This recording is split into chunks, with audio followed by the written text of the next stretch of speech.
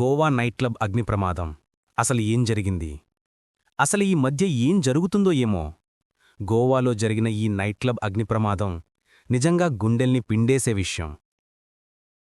25 మంది మృతి, సిబ్బందే ఎక్కువ. ఉత్తర గోవాలోని అపోరాలో ఉన్న బర్చ్ బై రోమియో లేన్ అనే నైట్ క్లబ్లో భయంకరమైన అగ్ని ప్రమాదం జరిగింది. దీనివల్ల ఏకంగా 25 మంది చనిపోయారు. చనిపోయిన వారిలో 21 మంది ఆ నైట్ క్లబ్ సిబ్బంది, మిగతా 4 టూరిస్టులు ఉన్నారు. ప్రమాదం జరిగిన సమయంలో లోపల డాన్స్ ప్రోగ్రాం జరుగుతోందట.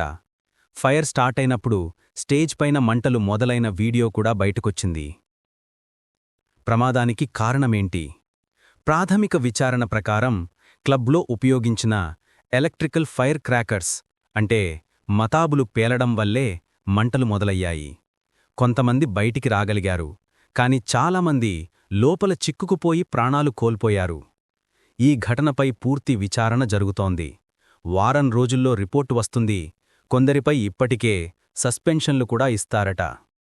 అసలు సమస్య ఎమర్జెన్సీ ఎగ్జిట్ లేదు. సాక్షులు చెప్పిన దాని ప్రకారం బయటపడే ప్రయత్నంలో కొందరు కిందకు అంటే కిచెన్ వైపు పరిగెత్తారు. అక్కడే స్టాఫ్తో కలిసి చిక్కుకుపోయి ప్రాణాలు కోల్పోయారు. పోలీస్ రిపోర్టు ప్రకారం ఈ నైట్ క్లబ్కు ఎమర్జెన్సీ ఎగ్జిట్ అంటే అత్యవసర ద్వారం లేదు. గ్రౌండ్ ఫ్లోర్లో గానీ పైన డెక్ ఫ్లోర్లో గానీ అత్యవసర ద్వారం లేదు. ఈ క్లబ్ అపోరా నది బ్యాక్ వాటర్స్ మధ్యలో ఉంది. దీనికి ప్రవేశం, నిష్క్రమణ చాలా ఇరుకుగా ఉన్నాయి. ఈ ఇరుకుదారుల వల్ల అగ్నిమాపక సిబ్బంది కూడా ఘటనస్థలానికి త్వరగా చేరుకోలేకపోయారు.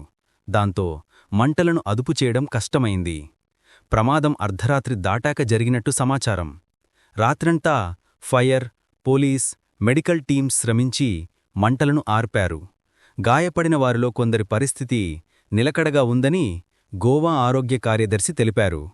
ఈ క్లబ్ ప్రమోటర్లకు చెందిన మరో వెంచర్ అయిన షార్క్ రోమియో లేన్ను కూడా అధికారులు సీజ్ చేశారు. నిజంగా ఇంత పెద్ద నైట్ క్లబ్కి ఎమర్జెన్సీ ఎగ్జిట్ లేకపోవడం అనేది చాలా పెద్ద తప్పు. ఇలాంటివి మళ్లీ జరగకుండా కఠిన చర్యలు తీసుకోవాలి.